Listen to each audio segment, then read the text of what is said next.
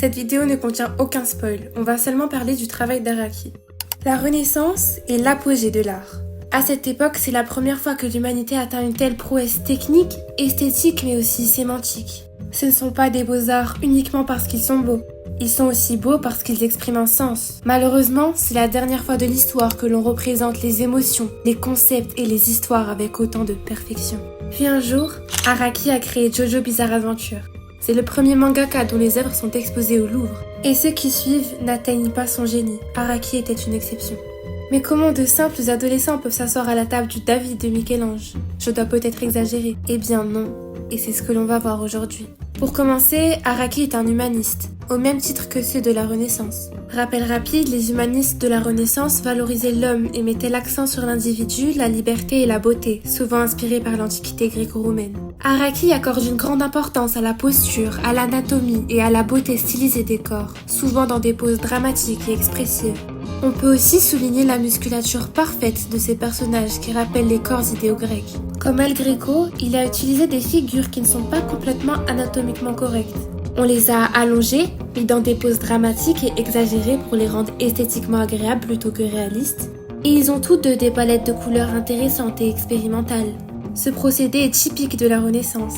Il est utilisé dans un tableau que vous connaissez probablement, La naissance de Vénus, par Botticelli. Même si ça ne se voit pas au premier regard, son cou et son bras gauche sont plus allongés. D'ailleurs, dans l'arc Bohemian Rhapsody, Araki a fait apparaître la Vénus, preuve qu'il puise son inspiration chez les artistes renaissants. Dans une vidéo, on voit même Araki feuilleter un livre de sculpture faite par Michel-Ange pendant qu'il dessine. Il semble vraiment beaucoup apprécier le travail de Michel-Ange puisqu'il a aussi caché une référence à la Pietà dans le chapitre 73 de Golden Wind. Mista reprend ici le personnage de Jésus et Giorno reprend Marie. En parlant de Giorno, Araki a révélé que son design est une référence au David de Michel-Ange. Cela témoigne encore plus de l'importance qu'il a pour lui. Le style renaissant a ensuite connu une multitude de transformations successives. Néoclassicisme, baroque, rococo. Du baroque et du rococo, Araki a repris les poses hyperboliques et la mise en scène parfois théâtrale. Les personnages sont souvent représentés dans des moments de pause ou de gestes excessifs qui augmentent l'impact visuel de l'action.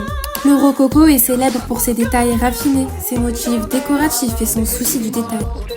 Dans JoJo, les costumes et les accessoires peuvent parfois rappeler l'ornementation rococo.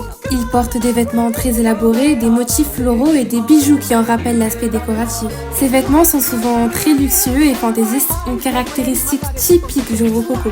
Par exemple, Bruno porte un tailleur blanc avec des taches noires. C'est une référence au manteau et cape en hermine des rois de France. Il reprend les codes de la noblesse et de l'esthétique aristocratique avec une ambiance légère. Ce n'est pas la seule fois où Araki s'inspire de l'art français. Il a déjà illustré Napoléon sur la couverture d'un manga éducatif. Et il a aussi manifesté un fort attrait pour Paul Gauguin, peintre français. Son influence est visible dans ses choix de couleurs puisqu'il applique sa théorie. Ainsi, l'art d'Araki est connu pour ses couleurs vibrantes. Puisque l'on arrive aux références de l'époque moderne, comment ne pas citer ces innombrables clins d'œil à la haute couture?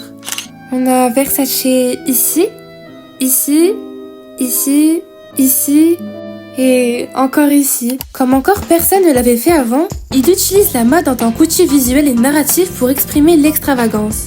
JoJo Bizarre Adventure est un univers où les personnages ont des pouvoirs surnaturels et où les situations sont souvent délirantes. La mode devient un moyen d'accentuer cette bizarrerie grâce aux poses et aux tenues ultra stylisées. Ça lui permet aussi de démarquer l'individualité de chaque personnage, comme tout à l'heure avec Bruno, où sa tenue signifiait qu'il était supérieur, voire royal. C'est avant tout une façon de rendre hommage à la mode en la réinventant. L'utilisation de la haute couture chez lui n'est pas une simple question d'apparence, mais un moyen d'explorer la psychologie et la symbolique des personnages. Cela tout en marquant l'œuvre d'une empreinte inoubliable et iconique. En fait, Araki ne s'est pas arrêté à la Renaissance. Il a aussi puisé dans l'époque moderne, dans la mode, dans différents pays, dans le cinéma, dans la culture internet et j'en passe. Araki est une éponge d'inspiration. Il absorbe tous ses artistes, musiciens, modèles et marques préférées, puis les intègre à son travail d'une façon unique. Il mélange tout ce qui existe et a existé pour créer quelque chose de totalement nouveau. C'est ça la créativité. C'est ce qui rend son travail si fascinant. Tout comme la Renaissance est née de dialogues interculturels et de la redécouverte des savoirs, Araki fusionne la culture japonaise et un héritage international hors du temps. C'est ça qui fait de lui un humaniste. C'est ça qui rend son travail si fascinant. Et c'est ça qui fait qu'aujourd'hui, on peut goûter de nouveau à un élan de fraîcheur artistique.